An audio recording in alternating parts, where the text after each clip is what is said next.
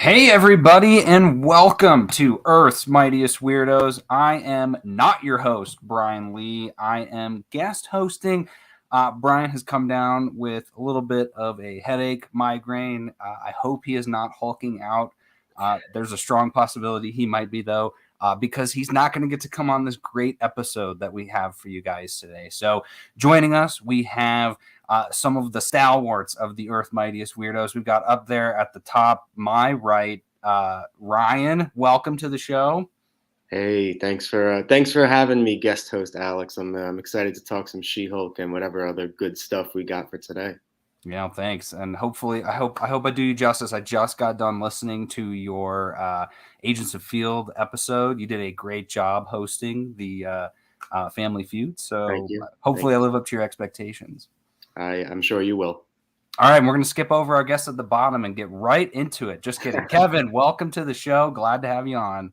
Thanks for having me, Alex. Glad that we can talk all about this, and excited to dive into some She-Hulk.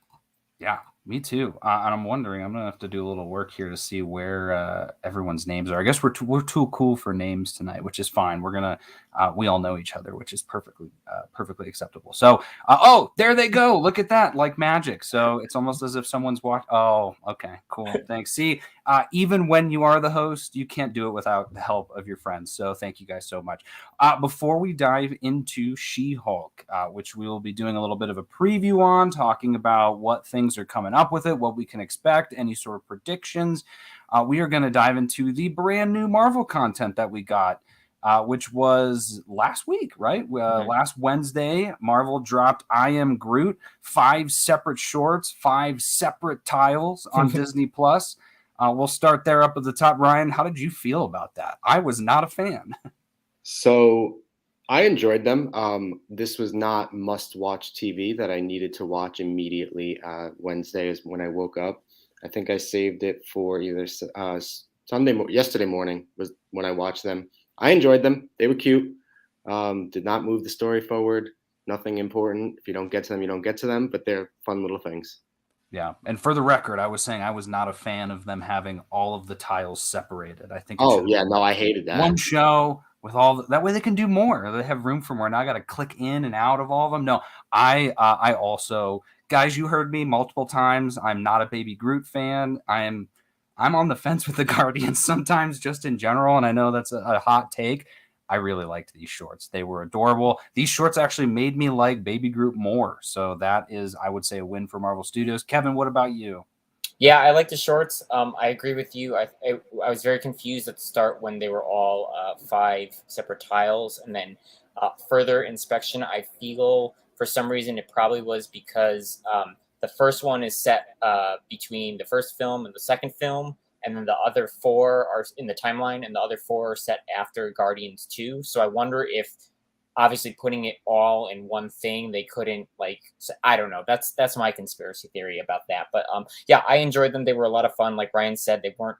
If you don't view them, you're not missing out on anything. But if you do, you're going to get a fun little thing that it's enjoyable and can put it on and put them on again if you want, just to go back and have something kill for a couple of minutes or whatever, So, yeah, I think my favorite one, was probably Groot Takes a Bath, and then the magnum opus, the last one with Rocket. So I don't know about you guys, what your favorites were out of them. Yeah, what about you, Ryan? Yeah, just before I get to my favorites, just to add to Kevin's conspiracy theory and make sure that I'm thinking straight. We're getting 5 more episodes in season 1, right? As far as we understand, they said. It's they're either saying it's season 1, collection 2, or collection 2, or season 2. Okay. Yeah, but we're getting 5 more. Yes. And then a full season 2. But my guess is, like Kevin said, that the first episode is between 1 and 2, and the rest are between Guardians 2 and their post credits. Is that maybe the second half of them are somewhere else in the timeline, so that's exactly why they need to put them in different tiles. So that would make sense. I agree with Kevin. Those 2 that he said were really great. Groot Takes a Bath and Magnum Opus. Also really enjoyed the one with I don't remember what it was called. I think it was called The Little Guy with the little people. Mm-hmm. That was a good one. Yeah. And now on that same conspiracy line, because I'm thinking of like the Pixar shorts. Mhm. And I think all of them are also their own tile too. So maybe they're keeping it in line with that. It just to me doesn't make sense because even with those, I feel like over time you could just create Pixar shorts and then within it all of them would be there Well, versus having to click on the tiles. I think a better comparison to we could look to would have been the Olaf Presents, the one where Yeah, perfect. that feels like because that is like a collection of everything, whereas the Pixar shorts are all like individual. They're different, like since these are so. And I don't remember what the Olaf shorts, if they were all. I feel like it was all one tile with the episodes, and then Yes. even at the end, it was like a 20-minute thing where Yep. it would just play all of them Yeah. like straight. So that's kind of what I was expecting for this. And then when we did what was odd though was when I watched the first one, I did watch them on Wednesday when they dropped. It didn't have like an auto generate like not even the next episode, but just bring up like, related, watch this net. So I had to like go out, find the next one. Me You know, too. it was a little not intuitive, which I think I heard somebody say, like, at least for anybody with little kids, like it's gonna be hard for like if a parent just wants to put them on, like to go start one, go back, find the next one, start that. It's not like just something that they could put and just have it autoplay like through all of them or something. Maybe by the time that all of them for season 1 come out, they'll have something like that. Yeah. But it And is odd.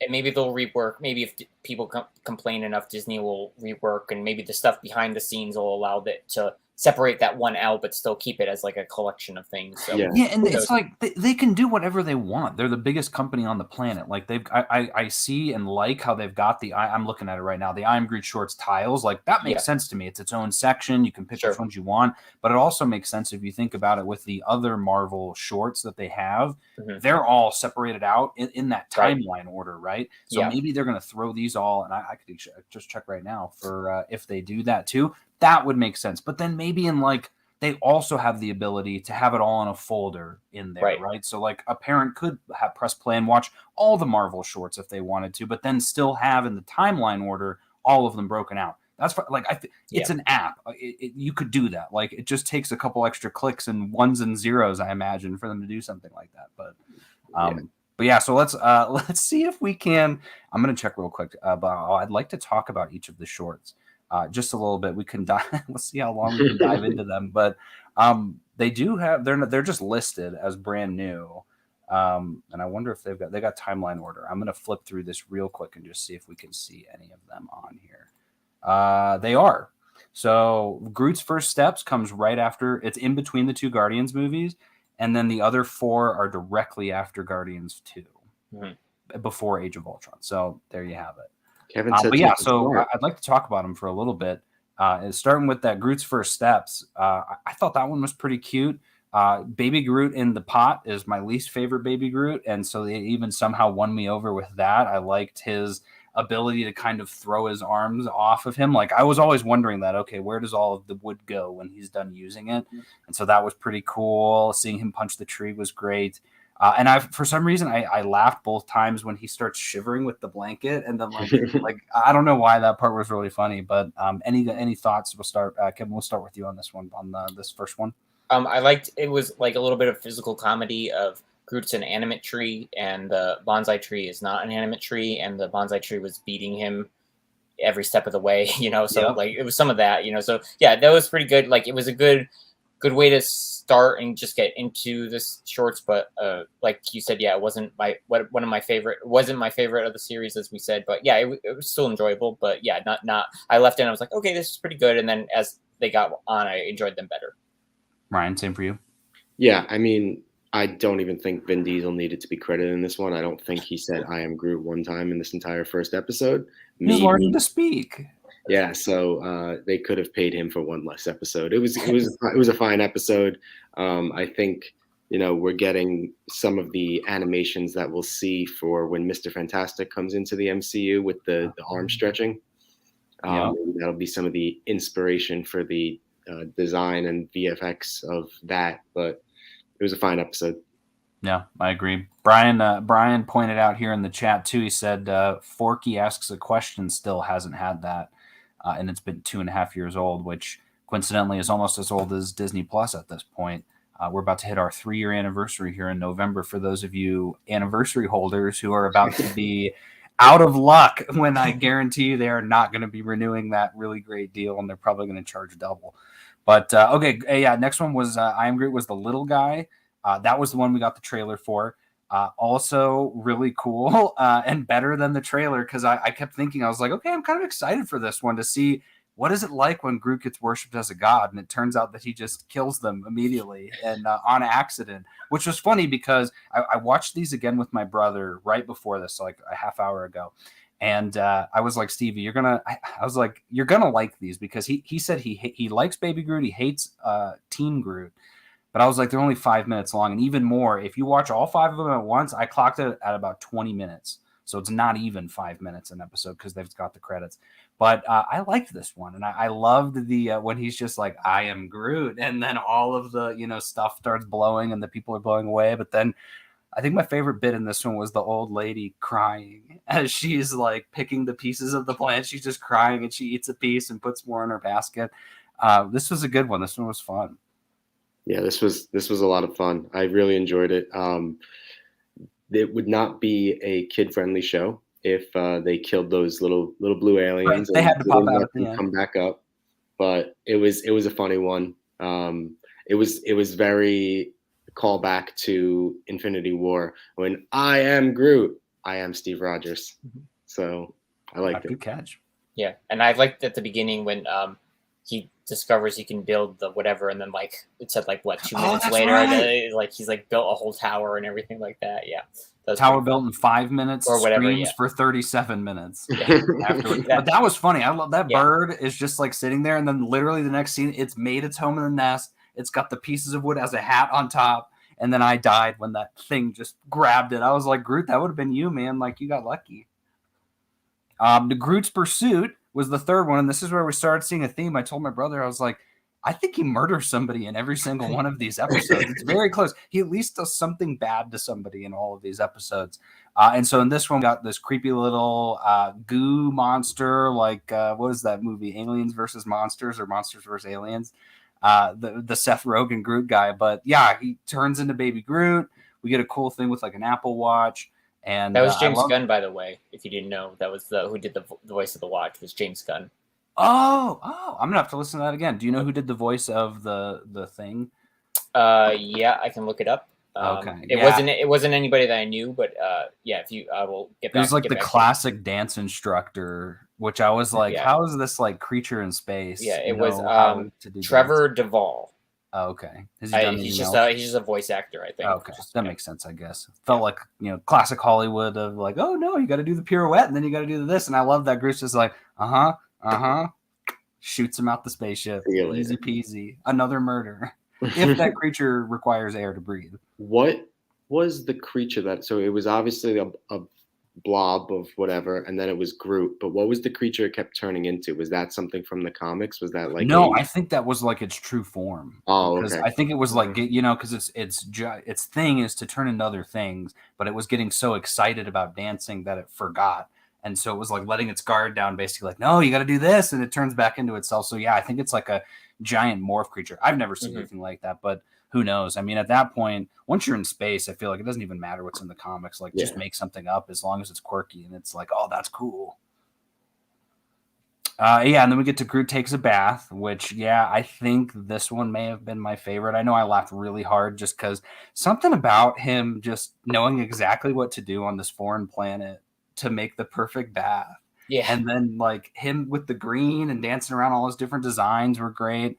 And obviously getting his revenge on that noisy creature at the very end was really nice. But I love the animation on this one really stood out. Like, I loved the blues from the bug and then the greens and how they had it so quickly turn to orange and red for the dead leaves was great. Then I also noticed on a second go the scissor sound effects for his wooden fingers as he's just cutting his stuff. Like, I was just like, the sound was on point, the animation was on point. The little cucumber plant looks just like a cucumber. Well, I mean, speaking of this, I mean, he made the dolphin noises. There were the dolphin noises. And that's the right. And noises. So like it was playing a little bit with the sound there, Yeah, it was a fun episode. I was just like, what is he doing to this bath? Is he trying to make like some kind of soup? Like, I didn't look at the name of the episode, and then I was like, oh, yeah, it takes a spa, yeah. Spa day. but he just toyed with that. I don't even know what it was, rainbow fox bird Squirrel thing. squirrel thing. Yeah. Yeah. He I made mean, it. the second time watching it too, and it's like laughing at him when he's sad, I was like, dude, you're making a big mistake. And this kid's really tiny, but you were making a big mistake. Also, him putting the dirt on top of the two vents, and then it just starts bubbling inside because the air has nowhere to go. Just like I don't know. It was great. That was probably my favorite. It was a good episode. Really good episode. Magnum opus is the final one, and this is Groot trying to create his magnum opus art piece. Again, no real damage here, except he does steal some hair from Rocket's tail. But he creates a pretty funny sort of drawing of all of them. It's a family portrait. Family exactly. A family portrait. His final touch, which I'm sure many people, not me because I hate glitter, would say is, you know what this thing needs is a little bit of glitter. And how's he get it? By blowing a hole in the ship and exploding some things.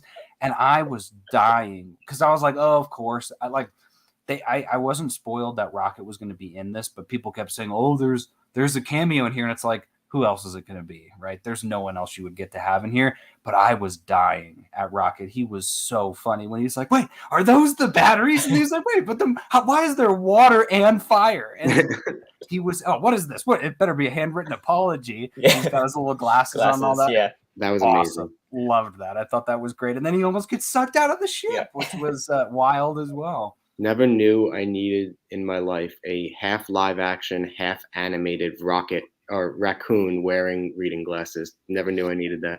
Did you notice at all, was this a different animation style? Because he looked almost identical, but there's a scene where he's standing further away and he almost looks more like Fantastic Mr. Fox, where it's a little more stop motion. Yeah, I thought Rocket just looked a little different. I mean, but he was, that's why I think they said that, like, he was obviously the best candidate because even though it is animated, it's like the photorealistic that they use because Groot was always animated, so it's like they can make the environments and put him in and like whatever, so, and Rocket fits that because he's also an animated character, but I don't know. Yeah. I only watched it the one time, but I did feel like Rocket just had like a little different look to it, just a little bit like things he looked more fake than he does in the, like, cause his model looks really great. Like since the first film, and like, obviously when they reiterate it, like, on each film, it looks better and better, and so it looked a little different to me, but it didn't detract anything, yeah, I thought it just looked a little off. But like I said, I only watched it once, so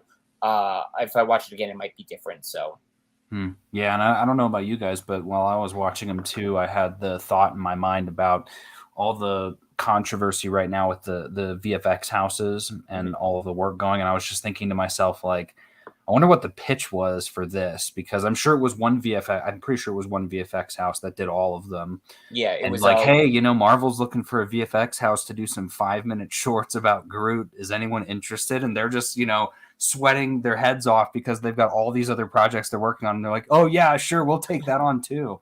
I was curious to see, because it's like they looked fantastic. But that's when I was wondering, like, okay, because clearly, I mean, even in the big movies, right, there's multiple VFX houses that work on specific scenes. So I was like, I wonder if it was the same VFX house that did Rocket in the past and Groot in the past that did this one. I know it was Luma Pictures, and they definitely did Baby Groot in Volume 2. So they had it's like the same model, and they probably went back to them. We're like, hey, you guys did great work. Do you want to do this? Yeah, and so they may have worked on Rocket. I don't know if they did, but obviously they did it in this. So they had they either got the asset or made the asset or updated whatever. But the Groot one, I think I saw an interview with the writer-director, and she said, like, in essence, they essentially pulled the asset from Volume 2, probably did whatever pipeline updates they had to, and it put them in the shorts, so it's the same. It should be the same character that was in Volume 2. Interesting. Now what I'm thinking about is obviously we're filling in a little bit of the gap of what happened between Guardians 2 and Infinity War. But there's a lot of time. I mean, right? If both Guardians movies took place in 2014, there's 4 years of time that's like kind of unexplained. So we're filling in a little bit of the gap. But I wonder if there's going to be a big jump in time at some point to get us closer to Infinity War. I hope so. They totally could, because when I was watching these, something was, like I said. I mean, I love all of the Marvel movies. I I love them to varying degrees, right? You know, you got your 10 out of 10s and you got your, I think my lowest Marvel movie is a 7 out of 10 still. And these ones are higher up, the Guardians movies. But there's still something about them where I'm just always like, I can't put my finger on it. But these shorts, I kept going, I need more. Like, I got upset every time the episode ended because I was like, man, if I could just get like 5 more minutes with him, or I just wanted to see more about that. And so I wonder if in these other portions, because it's not titled I Am Baby Groot. What if in some of these other episodes it's teen Groot and some of them it's adult Groot doing funny random things? But like you said, Ryan, you could use those shorts just to bridge some of that gap, because the 1 and 2 work out so well when you watch the first one and you jump into volume 2 and it's so easy. It's like, oh yeah, we just left off.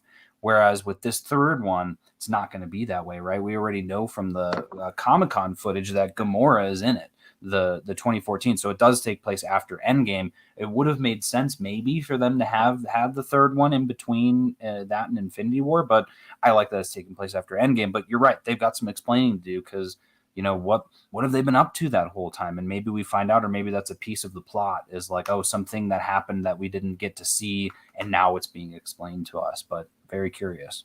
Yeah, so we'll see. Yeah. Any other thoughts on Baby Groot before we dive into She-Hulk? Nothing. Let's get I am Groot. Walters.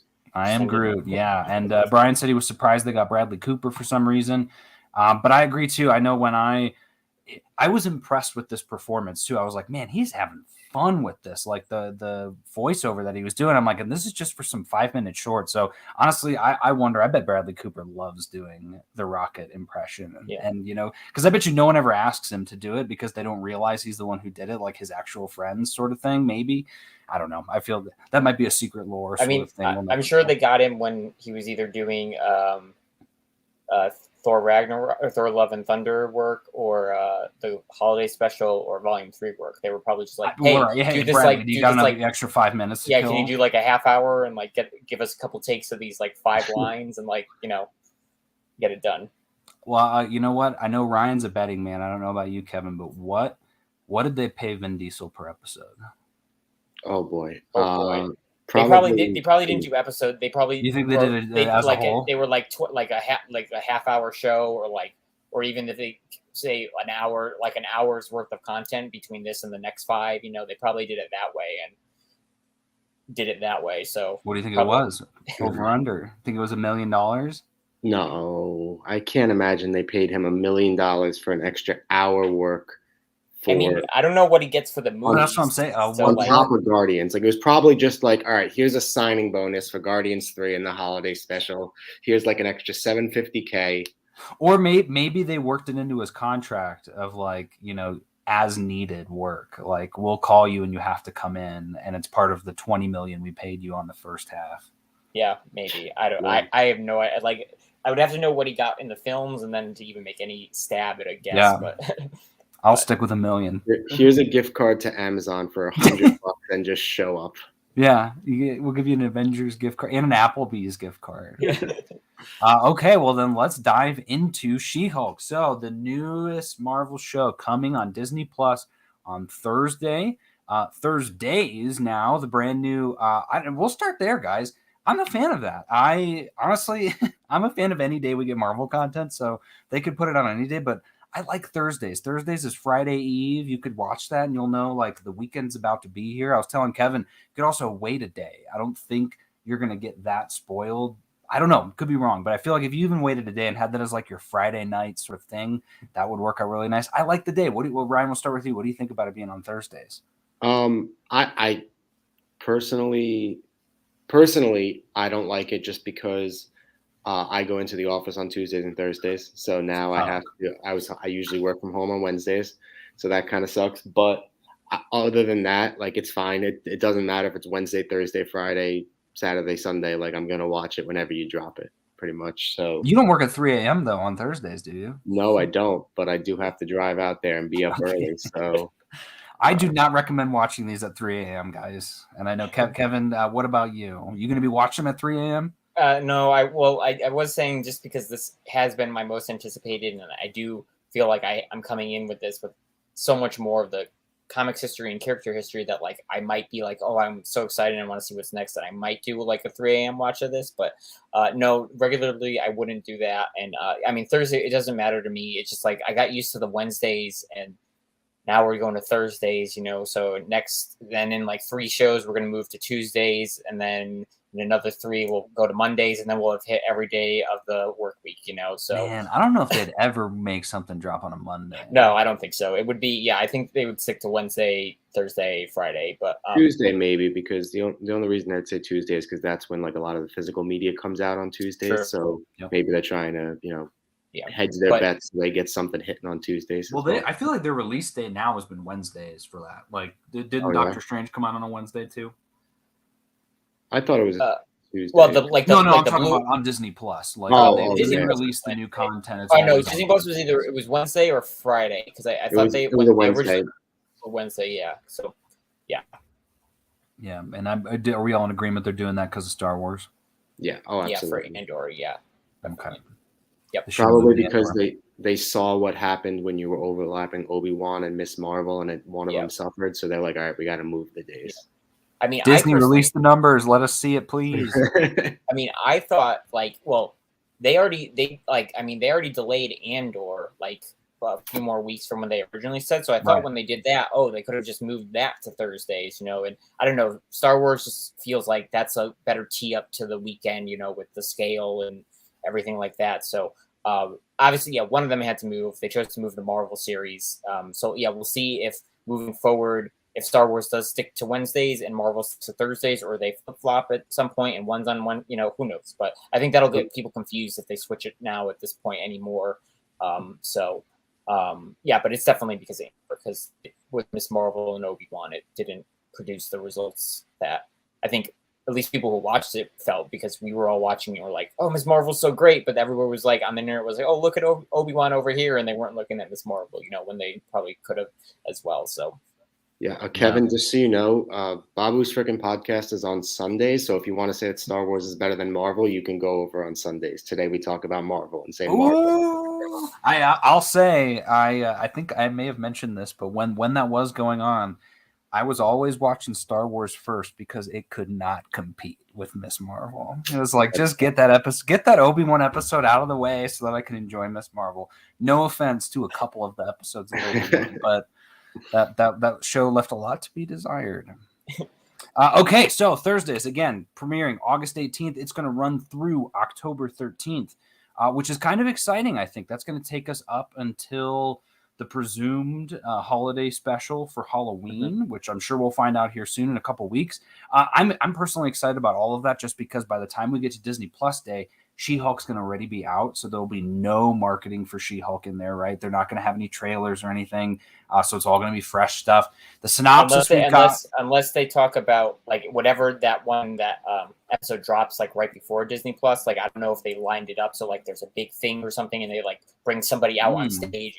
I feel like they could do that, or like you said, it's going to be. Well, if it is right, do you have the dates on that, Kev? Yeah, it's September 10th is the D23. So that would be the 4th episode. So maybe the 4th episode is when Daredevil does his landing or whatever it lands in, and then Charlie Cox shows up at Disney. Right, and then he could talk about maybe they could finally confirm him in Echo. Talk about Born Again. So they could do something like that. That's the only thing cool. That's the only thing I can think of with She-Hulk related at Disney D23. Otherwise, I think, like you said, Alex, it would just be newer or other things that are coming down the pipe. Yeah. So I love that idea, and I think that'd be brilliant if they could tie the two together. The only reason I would probably bet against that would be because for San Diego Comic-Con, Miss Marvel had already been over for a week or two, and they didn't even show anything from the Marvels for that one, right? Because they were afraid, I guess, of spoiling. Well, but maybe they're doing that one for Disney Plus Day too. Right. So that's why, with the shows, I think they might wait a couple more weeks to start putting stuff from the shows into a live panel. Yeah, that's fair. It's exciting. You know what's funny? It's exciting to not know, because I feel like we got so much stuff at Comic-Con, and now it feels like there's possibility for even more stuff coming, and we have no idea what it is. Like, the excitement's back. I thought it wasn't going to come back, but it is. And then for those of you trying to avoid spoilers, the world premieres at the El Capitan Theater tonight. It might even be happening right now. It may have already happened. So keep your eyes closed on social media if there is anyone out there sharing any spoilers, though I honestly doubt that there's even going to be any in the first episode. It's probably more. I mean, I guess based on what Kevin's going to share with us a little later about some of the backstory and pieces that are coming from, maybe they're considered spoilers. I have no idea. So synopsis again, for those of you unfamiliar, she is a single She-Hulk, Jennifer Walters, a single 30-something attorney who also happens to be a giant 6'7" superpowered Hulk. Again, according to the Disney, what is it? Disney, it's like Meet the Characters. It says that she gets a blood transfusion from her cousin, Bruce Banner, after she's involved in a car accident. All of which I'm assuming is going to be the first. I would hope, if they're smart, it's going to be the first episode, get the backstory out of the way, especially when it's very similar to Doctor Strange's backstory, though I imagine the reason for her getting in the wreck is completely different. But it stars Tatiana Maslany as Jennifer Walters. We've got Jamila Jamil as Titania, Ginger Gonzaga as Nikki Ramos, Jennifer's best friend. Which I thought interesting in what you were mentioning with that, Kevin, was that she supports her being She-Hulk and wants her to be She-Hulk more than Jennifer Walters. So I was like, okay, that I like that. I like having the friend pushing them. Mark Ruffalo reprising his role as Bruce Banner. We got Renee Elise Goldsberry as Mallory Brooke. Tim Roth is back as the Abomination. Benedict Wong as Wong.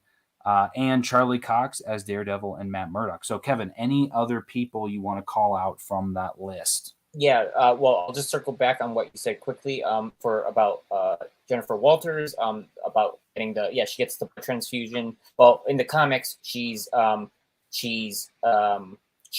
and she by some gangsters or whatever inadvertently, if I remember correctly. And so then, Bruce comes and gives her a blood transfusion, and that's how she gets the blood, becomes a She-Hulk. In the series, it looks like they're in a car, based on some of the clips they've shown already. In a car, they get in a car accident, and somehow through the accident, their blood is mixed or whatever, and that's how she becomes. So pretty similar to the comics, which is pretty good, but it looks like they changed it a little bit, but nothing too drastic. And then, like you said, Ginger Gonzaga is her best friend, Nikki Ramos, who I don't think that character was in the comics, but I think there was another character in the John Byrne run who I think they might be adapting her a little bit on.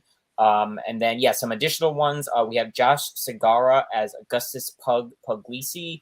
He's part of the legal team with Walters and Ramos at their law firm. And then we also have John Bass as Todd, who is a potential suitor for Walters, who he just started online dating, and I think he eventually becomes one of her clients. So that's some of the people who've confirmed to be like the starring cast of the show. And then there's a couple more based on some the trailers and such of some characters. That there's Frogman, who's a vigilante wearing a frog-themed costume.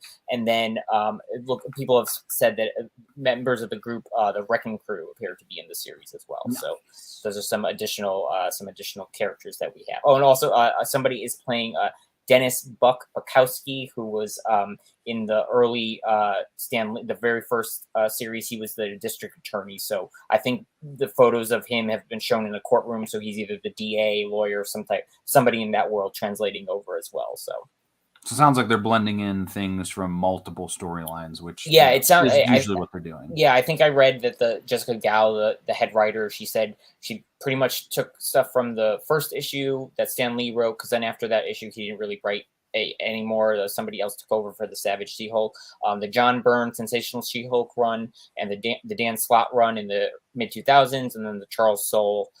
Looking at all those and essentially like taking all the components and kind of like melding them to make it all cohesive and stuff, which I think is a really great approach, because each section of She-Hulk's history in the comics is pretty unique, and they don't really step on each other, but they kind of like change it throughout. But I think there's a good way that you can meld the best parts of each of those runs into one story, and I think you can get the best of everything, which I'm hoping the series will be. Yeah, they did that with Moon Knight. Yes. because he was kind of the same. This is the year for kind of those quirky, C-level, C-list characters to finally get a really good story based on all the really great stories they got over time. I'll call out some of the other creatives. You said Jessica Gao, who's the head writer. She's done Robot Chicken, Rick and Morty, Silicon Valley, some of the best shows out there. Zeb Wells is doing episode 7. Zeb Wells is the current writer right now for Amazing Spider-Man. He's done such hits as Hellions. He did a stint on the prior Spider-Man story. That's super exciting. Kat Coiro as well is the director for the first 4 episodes and the last 2. So she's kind of like, Ideal and Bilal from from Miss Marvel, where they're kind of basically the main directors, but they don't direct every episode. They do the intro and then the ending.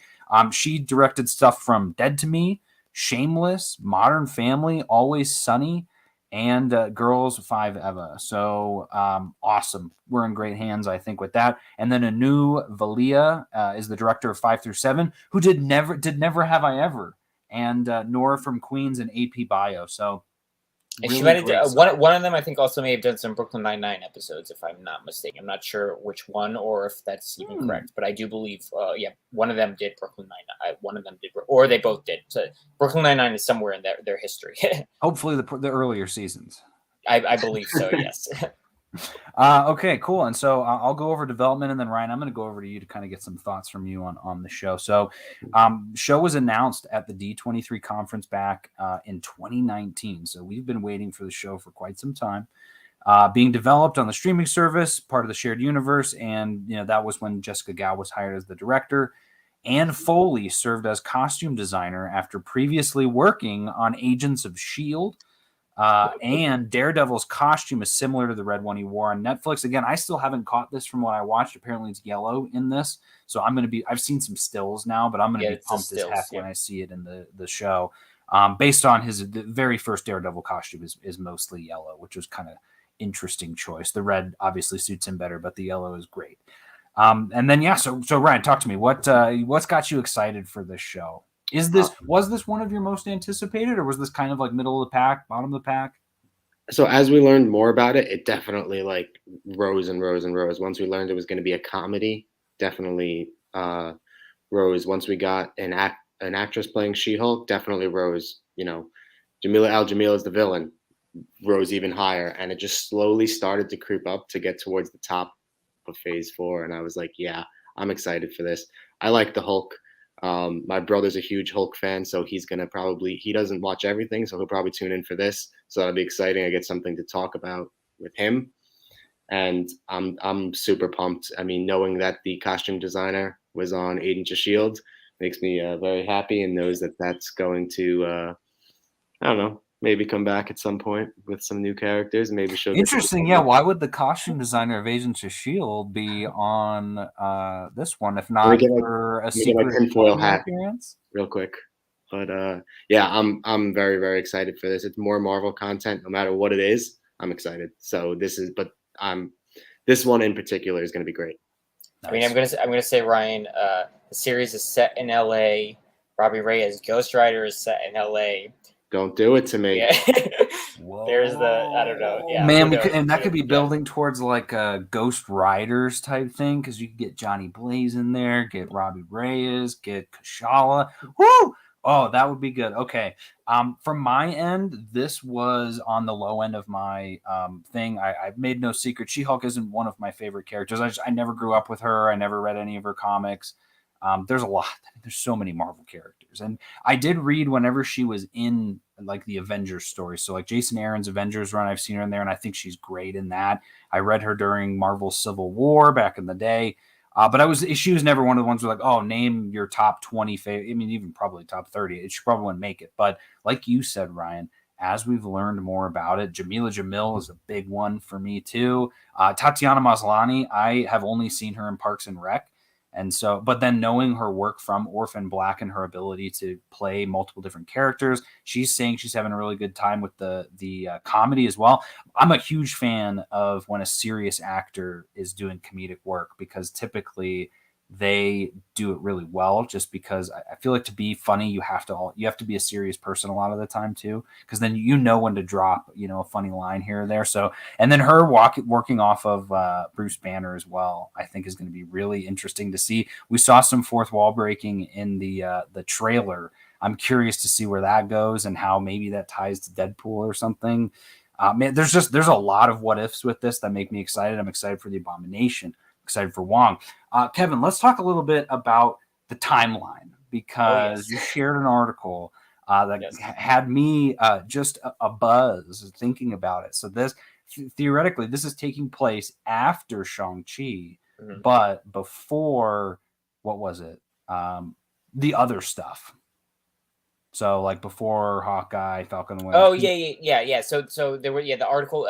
They're doing press now, and believe it was TV Line. They asked Jessica Gao. They were like, "We're in the time," because they were like, people have been saying like, "Oh, in the trailers we see Smart Hulk, but then we still see Bruce Banner with his sling, which we saw in Shang-Chi." And so from the injury from Endgame, but then like as he's Smart Hulk, he's not injured anymore. So it's like, is stuff taking place during the blip? Is it like also so like what's happening? And so she said it's taking place not too far after Shang-Chi, but she's like not like years. She's like just a little bit. So presumably a couple months or like so she's definitely between. I would say Shang-Chi in the MCU timeline is around spring-ish of 2024. And then another marker that you can have is Hawkeye is Christmas of 2024. So I'd say it's definitely somewhere between those two. Where exactly it places, we'll find out, I think, on Thursday when Disney Plus puts it on the timeline. But after Shang-Chi and probably before Hawkeye, I would imagine. So remind me, is Spider-Man No Way Home Christmas 24 also, or is it Christmas 23? No, it's Christmas 24. So it goes Shang-Chi, I think Falcon Winter Soldier is either before or after, and then Eternals, Far From Home, No Way Home, Multiverse of Madness, Hawkeye. Okay, so this obviously Charlie Cox as Daredevil's introduction to the MCU was in Spider-Man No Way Home.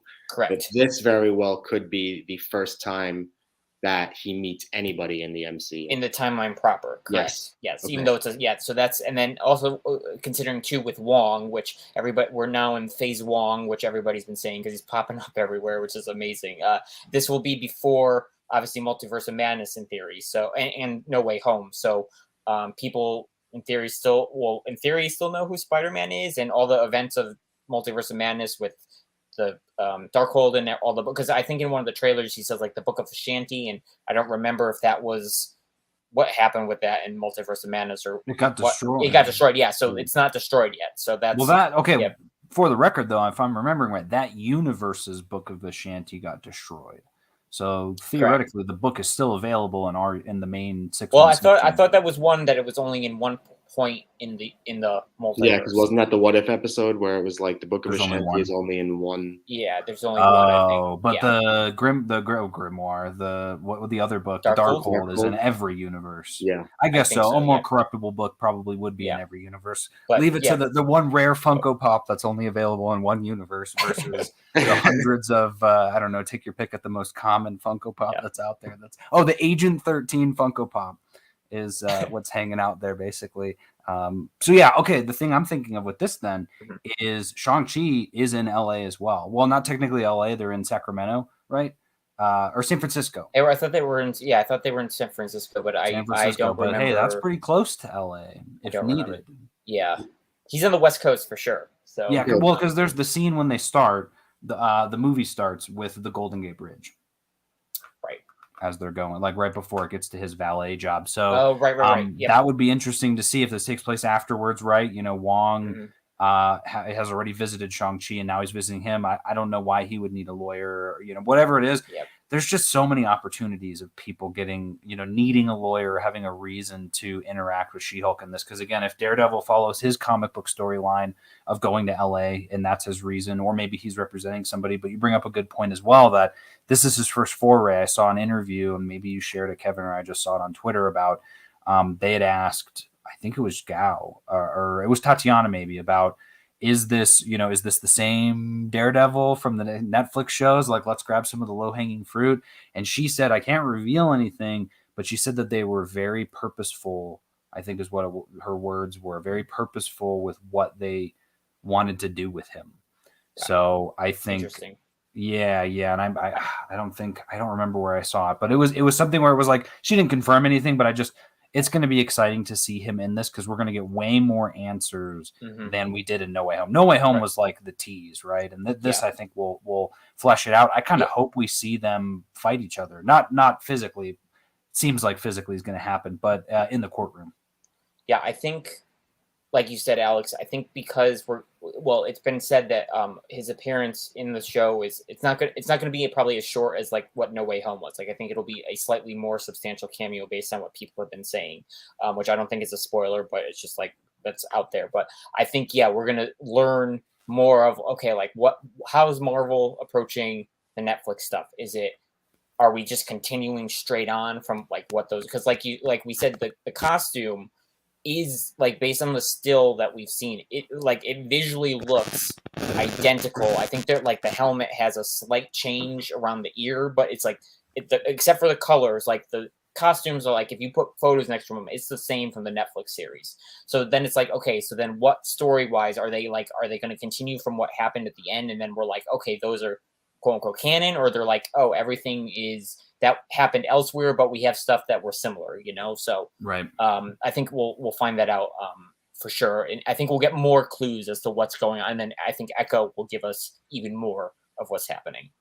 Yeah, I'm very curious how they do that because obviously that could give us a clue as to what they're going to do to reintroduce Agents of Shield. But aside from that, just something I've been thinking about while you both have been talking for the last few minutes is, if this is after Shang-Chi, and I know, Kevin, you had brought this up, if this is after Shang-Chi and we see a human Bruce Banner in Shang-Chi, but in this one we're seeing Smart Hulk, is he now have the ability to change back and forth again? Or what's actually happening? Because otherwise it doesn't make sense for the timeline. And I can't get that out of my head, like how that's going to work. I mean, I think we'll see that because like what Alex is saying about the introduction of how Jennifer Walters and her cousin Bruce, they're in a car accident. I think that's probably what we're going to see in the early part. And if that's technically, and that if they're not going like super flashbacky, but it's like that's where it is, so then they're going to have to hopefully explain like why he's able to revert back now, and then when he does rechange, because we do see him as Smart Hulk, so he has to change back. So it's like, how is the change still? So do they Smart actually Hulk? reveal that in the trailers, Kevin? I've only seen the most recent trailer. You mentioned something about a clip or something like that. Does it show the car accident? Yes. It does. Yeah. Well, there was a recent clip. I know I didn't watch it. I think Brian had shared with our group that it's like they're in the car and they're talking or whatever. Her and Bruce. They're talking in the humans. Yes. They're in the car. But I think in one of the trailers, or maybe the one that's the little behind the scenes look, it shows the two of them like on the ground. He's in his sling. The car has crashed. And within the car, like I said, it is Bruce and her. So it's not like she's driving Hulk in a car or something, So it'll be interesting to see. So then what did it say in the hold on, because that's interesting to me. My mind said that, okay, as the Hulk, she gets into her car accident, gives him a call, and he's like, oh, well, needles can't pierce my skin, so I'm going to just use the antidote. Because, like, he's Smart Hulk, right? He would have a way to bring himself back to being regular Bruce. Like, he would have created that as a failsafe. Does it, gives her the blood transfusion, and then changes back. But if you're telling me they're both in the car and already, what was the reason? It looks like they're both in the car, and from the clip, like he's like Bruce is cut and like she's cut, and somehow their blood mixes that way, and that's how. Like I said, I haven't fully watched it because I was trying to avoid like not. Yeah, I did fully watch it. They don't show blood mixing or anything like that, but they do show the crash, and they do show them like kind of rolling down a hill.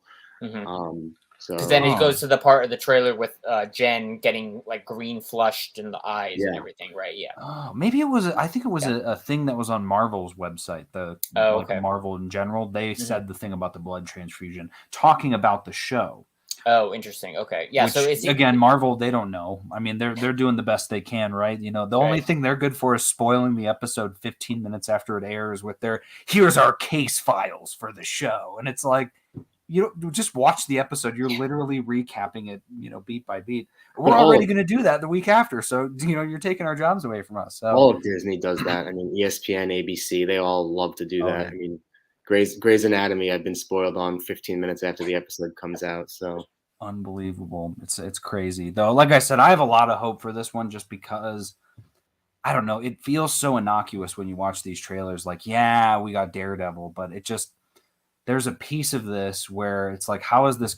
I guess, you know, the Hulk bit of it all, but I just feel like people aren't going to be as rabid about this one as they are about. I'm trying to think of what was the one where it was like they were spoiling day of, well, like Spider-Man No Way Home sort of level of stuff. Like that was insane. I hope this one's a little calmer. Miss Marvel wasn't bad at all. I feel like I never saw a single spoiler for that one, and you couldn't really spoil it anyway. So I'm hopeful for that, certainly. Okay, so let's we're getting close to the end here, Ryan. We'll go on your end. What are some expectations that you have for this movie? Again, obviously, or show, and not like it needs to do this, but like, what are some things you're hoping happens in here? Are there any predictions that you have? I mean, I hope it makes me laugh a whole lot. Good You know, one. Yep. comedies are sometimes hit or miss with me, so I'm hoping that, and I'm thinking it will. I'm gonna enjoy it. It's Marvel. Some other things that I, hope happens is I hope that I know I think it was the head writer was Gao, right? Jessica Gao. Jessica Gao. I couldn't remember if it was Jennifer or Jessica. I'm getting Jennifer Walters, Yeah. Jessica Gao. Had said that there's going to be tons of cameos, and I'm wondering if there's other ones other than the ones we've seen. I'm Oh yeah. almost expecting there are a couple. I don't know exactly who, but cameos are always fun, even if it's for 30 seconds and we see, I don't know, a poster for like Dum Dum Dugan somehow. I don't know, like whatever it is. Cameos and little Easter We see eggs. Quake walking around the street or something. You won't need an Earth's Mightiest Weirdos episode to hear me shriek. You'll hear that across the country. So just a lot of fun, Easter eggs, cameos, and finding out some more information about how both She-Hulk, regular Hulk, and Daredevil play into the future of the MCU. Yeah. Yes, but yeah, absolutely. What about you, Kevin? Yeah, I'll echo what Ryan said. Yeah, hoping to laugh. I'm excited to see more of how they approach the fourth wall and the meta stuff, because She-Hulk was doing that in the comics before Daredevil, or before Deadpool was, and I know a lot of people now are. I haven't watched, but the show Fleabag, I think, did a lot of that as well. And people are like, "Oh, they're copying Fleabag," and they're like, "No, we're doing what She-Hulk did in the comics, like back in the '80s." So it's like, but yeah, so I'm excited to see that, and then how that all melds with the more modern takes in the comics and how what they're adapting and such. And yeah, on the cameos, yeah, I'm excited. I feel when they've been saying a lot of cameos, I feel like a good portion of that is all these small, minor, obscure characters that are going to pop up that, like, we haven't seen them before, obviously, but like if they're like somebody in the comics who was in 2 issues or like 1 issue or whatever, so it's going to be like very obscure, very weird types. But then the other small portion of that is going to be people we know beyond Wong and Daredevil. And I mean, I'm hoping myself that Jessica Jones appears. That was a rumor from, like, I feel like right after D23 2019, like 2 months ago, it was like, oh, Jessica Jones is coming back in this series, and it was like,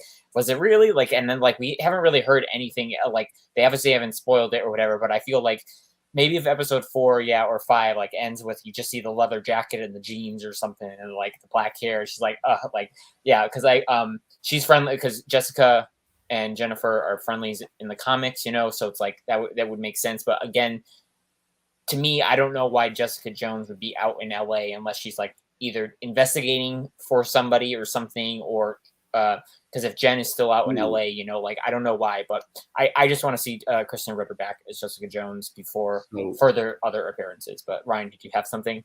Yeah, something just came to me. Okay, so obviously the Netflix shows, we know what happens in those. I think we've all watched them.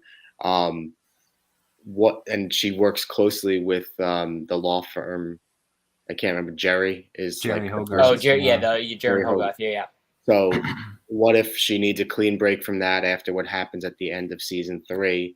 So she, starts in LA and she starts working for a law firm as a private investigator, and the law firm is the same one that Jen Walters works at. And that's how Daredevil gets over there. Okay, hang There's on. a receipt. There's a receipt. We're diving even deeper. What if, after the events of the Defenders and the events of Netflix, that all 4 of them, Luke Cage, Iron Fist, they all were like, honestly, guys, we're done with New York. And they all moved to LA. Boom. And they've Let's all started go. their new lives in LA. And that would make sense, right? Most people do that. Yeah. They just head to LA. Yeah. That would be kind of cool. And then The the whole thing Punisher, again too. takes place in LA. And the Kingpin's in LA.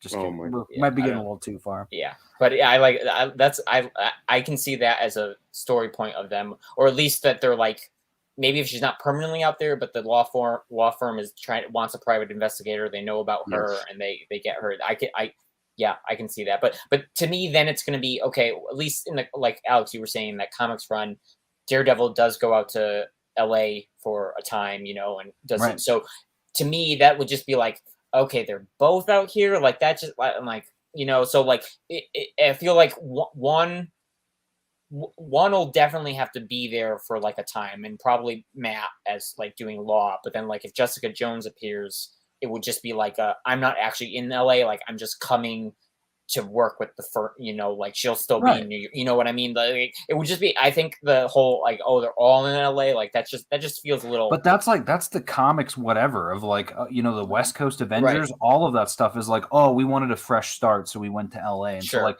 Matt Murdock could go there to get his fresh start, but then he's on some case and he needs an investigator, and he calls Jessica and it's like, hey, and she's like, actually, that's perfect because I also need like, I hate it here. Like they all could just be leaving, and it would make sense that way. But yeah, if they just were like, look who's here, and it's like this group All of photo, them, I'd be like- like, yeah, that's a Well, little. I would be more inclined to think it would be the other way around, that Jessica is actually the one that starts in LA with the law firm as a private investigator, just because narratively, to get Matt Murdock in New York in Spider-Man No Way Home, he would have had to kind of have already been there. That's a good point. So, I mean, maybe he could have started in LA, and by the end of the show, he ends up back in New York. But in terms of just getting Matt out there, there's a private investigator case. Maybe they become friends, her and Jessica Jones, at the end of the series. But that's not until Matt Murdock goes up against her in a case representing Jessica Jones's client. Yeah, because I think theoretically he would need to have a license to practice law in New York City, and he would have to have a separate license for LA, for California, which I don't think. I mean, California is one of the strictest states out there, so it'd probably be almost impossible for him to do. Hey, but he's Matt Murdock. He probably, if anyone could pull it off, it would be him. My expectations, I'm with Ryan. I hope the show's really funny. I know there's going to be some cringy comedy in here, but I just hope that the really good comedy outweighs some of those jokes that probably aren't going to land. I'm excited to see where she fits in the MCU as well. How is she going to step out of the shadow? Because that was one of the reasons I never read her as, growing up, was I was just like, it's just the Hulk, but it's a girl. Like, you know what I mean? And so I was like, okay, how do you do that in the show? How do you separate her outside of Bruce's shadow? You already kind of see a little bit of that in the trailer in terms of she clearly has a better grasp on things. She's way ahead of it, but I want to see how that whole thing goes. And then I also really want to see some really great female relationships in this. It seems like there's a lot of strong, both figuratively and literally, women in the show. And I really want to see how they interact, and hopefully we get some good tension and good kind of, relationships. Will they, won't they, whatever it ends up being, I'm here for it. And I also am totally here for those cameos too. But I'm going to try and keep my expectations low on that, because I know I will be so disappointed if it is just, we see Frogman and that's it. Sort of thing. Like, Alex, quickly, if you'll let me interject, just please. Kevin said that his number one cameo he's looking for is Jessica Jones, right? Yeah. Who would be your number one cameo, that if you could pick any character that we haven't seen, or even that we have seen, that has a expanded role? Yeah. Maybe, I was going to say, based on the comics, I would probably say Hellcat would be my one, because she's best friends with Jen too. Yeah. And I would, and I loved, I don't remember her name, but I love the girl who played Hellcat, Rachel Walker, Jessica I think. Jones. Rachel Walker, what was her name? Rachel Walker, yeah. Okay, yeah, and playing Patsy Walker. But yeah, maybe so her that would last probably name be wasn't. mine. Her first name was Rachel. I don't know. Yeah, it was definitely Rachel. Yeah, something. Oh, okay. But yeah, so yes, the Hellcat would be great, especially now, right? I think she might need representation if I'm thinking back to what happens to her at the last season, right? Doesn't she get into some hot water? I think so, yeah. And then we don't hear from her again? Yeah. That'd be kind of cool. Plus, she was such a badass. Like, she's fighting, and she's got some powers now, too. Yeah, that'd be my vote. Yeah, but going off of that, Alex, yeah, like, and what Ryan said, yeah, Jessica Jones is like, I'm with you too. Like, I'm not like keeping any expectations for like any cameos. If people show up with like, oh, that's great. Like, but yeah, Jessica Jones is the only one that I'm just like, I'm hoping for by the end of the series, just because it was kind of stoked back. The fire for that rumor was like put out there. And so I'm just like, I hope it comes through and I hope it was true. But if it doesn't, I know she hopefully will be appearing sooner rather than later in the MCU, you know, but yeah, that's the only one that I'm just like, I'm hoping for that one, but everything else, I'm like, if I get it, if we get anything else, I'll be like, oh, that's just a cherry, and that's great. Yeah, well said. All right, any Ryan will top you off. Any final thoughts on She-Hulk or I Am Groot? Nothing on I Am Groot. I'm excited to have more Marvel content. I'm excited to have our first legal comedy, and I'm excited to see what She-Hulk does in the MCU. Yes, Kevin. Two other things. One of the other promos that was released last week or whatever was very much a spoof on the Law and Order, and they had the guy with the voiceover, and then the guy said "dun dun," you know. And I'm just like, I hope if like one of the openings one week does it, or if that is the opening, or somehow if they show, I hope they do that in it, because it's like that was just really great and really funny, and just because everybody knows Law and Order as like that's like the top legal drama like ever, because like everybody knows it and whatever. So them to like spoof or riff on that would be great. And the second thing was I think I saw earlier today, because like I said, the press they've been seeing episodes and whatever, and this slightly spoilerish, but not really. I think they're doing something interesting or more akin to comedies with the mid credits. I think there may be more than we are assumed, but like, you know how in a normal comedy, like they get to the end of the act break, and then like the end is like a tag, like at least Parks and Rec did it or whatever, and like might not be like anything. It's just like a joke or whatever. And I think it sounds like, from what I read, that maybe not every week, or maybe every week they might have something akin to that. So I'm excited for that, just to be like, it's very meaningless. It's like, it's technically a mid-credit scene, but it's like, it's just a joke of something of like that you would see in a normal comedy. So I like, if they are doing that, how they're approaching it, like they're writing a Parks and Rec episode, an Office episode, Brooklyn Nine-Nine, something like that, you know? So I'm excited, and I hope that too will then, if it does happen every week, it's like, it'll be less of like, oh, is there going to be a mid-credits this week? Or, oh, is it going to be a big reveal? And it's going to be like, no, maybe it's probably just going to be this little one more joke the writers got to put into the episode about something. And then, or even like go back to, sometimes how they go back to a moment and it's an alt take of a joke or something, like, you know, like something like that. And that'll be fun and different, you know, and it'll keep the stakes hopefully low until the point when it's not. And it's like, oh my God, that happened in the mid-credits. So, it'll be like the equivalent of the commercials in WandaVision. Yeah, something like that. Yeah, and I think that'd be really fun. So yeah, that'd be awesome. And I'm super excited for it too. It's going to be here in a couple of days. Only thought, just because I remembered it, when I was watching with my brother those Groot shorts, he said, you know, I wonder if Marvel will just start doing shorts in front of all of the movies, like Pixar movies. I was like, that'd be kind of cool if we got, you know, little shorts like that. But so.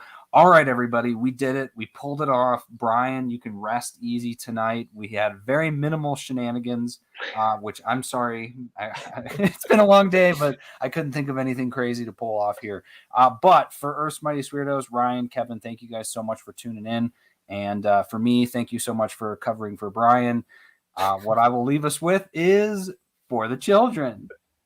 Earth's Mightiest Weirdos is brought to you by Pinch of Pixie Dust Travel. People who love travel understand that life isn't about the breaths you take, it's about the moments that take your breath away. That's why we help coordinate the most magical adventures for you and your family. Disney, Universal, Sandals, Norwegian, Carnival, and more, we are a full-service concierge travel agency that will help with every aspect of your journey. Let us take care of the details while you enjoy your family. Get a quote today by calling us at 570-832-7798 or fill out a trip request form at pinchofpixiedusttravel.com. Just follow the second star to the right straight on to your adventure. That's pinchofpixiedusttravel.com, where you're making memories one trip at a time.